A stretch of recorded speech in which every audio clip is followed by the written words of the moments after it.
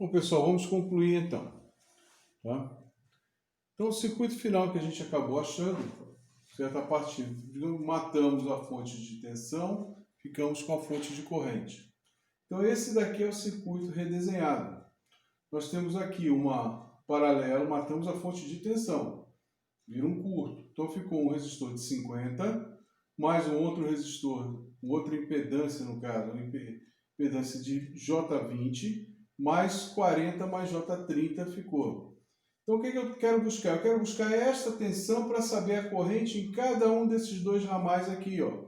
Tanto do J20 quanto do 40 mais J30. Como é que eu vou fazer isso daqui? Esta tensão vai ser o quê? Eu achei um Z equivalente, tipo assim, na apresentação anterior. Vou pegar e multiplicar por esta fonte de corrente.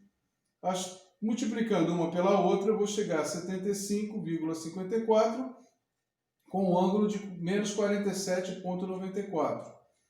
Ok? Separadamente, como é que eu vou achar a corrente que passa em J20 e a corrente que passa em 40 J30?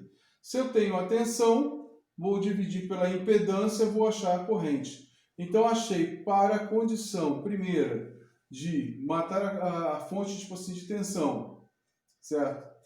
Deixando só a fonte de corrente, achei a corrente para menos J20 igual a 3,77, ângulo de 42, e para outra impedância de 40 mais J30, 1,51 menos 84, com ângulo de 84,54 negativo. Vou guardar esses dois dados aqui. Vamos agora enxergar esta matando a fonte de tensão. Matando a fonte de tensão, eu já tenho que aquela impedância, tá? Menos J30, J20 e 40 J30 estão em paralelo. Vou fazer um divisor de tensão. Como é que a gente faz um divisor de tensão? Pego a equivalência dela e divido pela soma das duas, ou seja, de 50 mais aquele resistor equivalente lá. E multiplicar por quê? Pela tensão, por VCC, 240. Fazendo dessa forma, vou chegar ao valor de V0 igual a 82,63 ângulo de 26,75. Se eu tenho agora a tensão V0 aqui, e ela é comum tanto para um ramal como o outro, vou buscar o quê? A corrente que passa em J20, utilizando essa segunda na superposição, matando aquela fonte, a fonte de corrente. Fazendo isso daqui, 82,63 dividido pelo 20, utilizando os ângulos. Lembrando que se esse daqui é J20, tá? E ele é um capacitor, então significa que o ângulo é menos 90. Então cheguei a uma corrente que passa no J20 de 4,13 ângulo 116. Vou buscar agora a corrente que passa naquele ramal lá de fora, de 40 J30. A equivalente daquela impedância equivalente vai dar 50 ângulos de 36,86, que nós já calculamos anteriormente. Se eu tenho, a tensão era a mesma, eu cheguei a 1,65,26. Qual é o objetivo do projeto? Certo?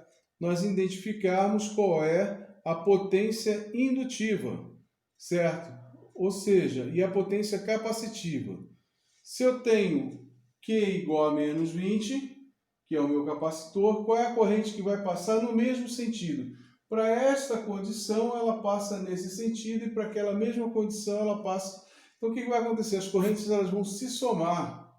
Então, vão somar a corrente, tanto de quando eu matei a fonte de corrente, quanto quando eu matei a fonte de tensão. Tá? Aqui e lá.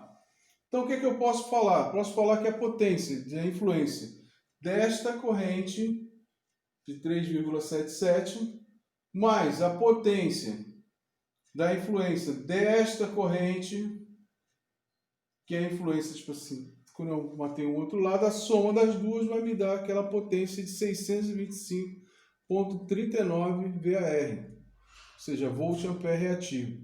Vou fazer a mesma coisa para o indutor. Aqui está o indutor, o J30. A corrente que passa nele é essa daqui, ó. matando a fonte de corrente. A corrente que passa nele é essa daqui também, matando a fonte de tensão aqui, corrente lá. O que eu vou fazer? Então, 30, que é a impedância, multiplicado pelo quadrado da corrente. Então, fazendo esta mais aquela ali, que são aditivas. Ela passa nesse sentido e ela vai passar também naquele outro sentido lá. Então, vou chegar a uma condição, fazendo este cálculo, quem é 1,51? Está aqui, ó.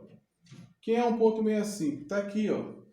Fazendo os dois, vou chegar a 150,07 voltampere reativo.